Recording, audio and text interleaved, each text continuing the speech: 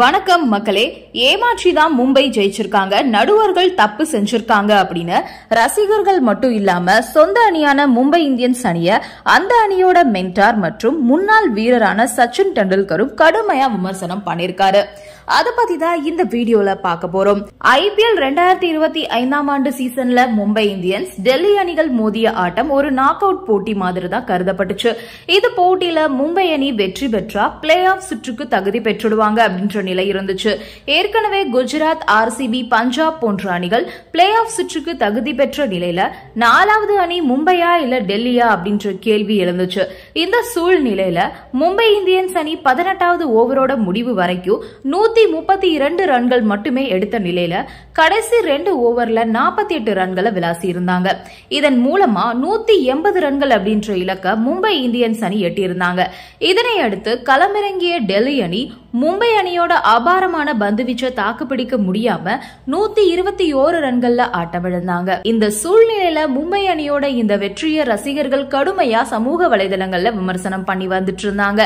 X தளத்துல umpire Indians அப்படின்ற டேக பயன்படுத்தி ரசிகர்கள் கிண்டல் செஞ்சு வந்துட்டு இருந்தாங்க. ரசிகர்கள் மட்டும் இல்லாம இப்போ சச்சின் டெண்டுல்கரும் கடுமையா விமர்சனம் பண்ணிருக்காரு. இதுக்கு 3 காரணங்களை சச்சின் முன்வைக்கிறாரு. அதுல நடுவர்கள் 3 முறை டெல்லிக்கு எதிராக தவறான முடிவை தெரிவிச்சிட்டதா அவரு குற்றம் சாட்டியிருக்காரு. அதுல டெல்லி அணியோட அதிரடி வீரர் விப்ராஜ் நிகாம் 11 பந்துல 20 ரன்கள் அடிச்சிருந்தாரு. மிச்சல் சாண்டனர் வீசிய பந்துல அவர்கிட்டயே கேட்ச் கொடுத்து பெவிலியன் திரும்பிட்டாரு. இந்த சூழ்நிலையில சாண்டனர் வீசிய அந்த பந்து நோபால் அப்படின்னு குறிப்பிடுறாரு சச்சின் டெண்டுல்கர். ஆனா இத நடுவர் சரியா பார்க்காம விட்டுட்டாரு அப்படின்னு தெரிவிச்சிருக்காரு. இதே மாதிரி விப்ராஜ் அடிச்ச பந்து ஒன்னு சிக்ஸராவும் போனுச்சு. ஆனா அதை சரியா பார்க்காத நடுவர் பவுண்டரி அப்படின்னு கொடுத்துட்டதாகவும் சொல்லிருக்காரு. இதே மாதிரி டெல்லி அணியோட இளம் அதிரடி வீரர் அபிஷேக் பூரல் வில் ஜாக்ஸ் பந்துல சொதப்பினாரு.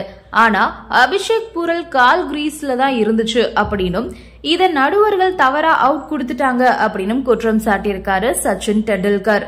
181 ரன்கள் இலக்க சேசிங் செய்யற முயற்சியில நம்பிக்கையோட டெல்லி அணி களம் இறங்கியிருந்தாங்க. தீபக் சகாரோட ஓவர்ல டூப்ளசிஸும் போல்ட் ஓவர்ல KL ராகுலும் ஆட்டம் இழந்த போது பாதி நம்பிக்கை தகர்ந்து போயிருச்சு.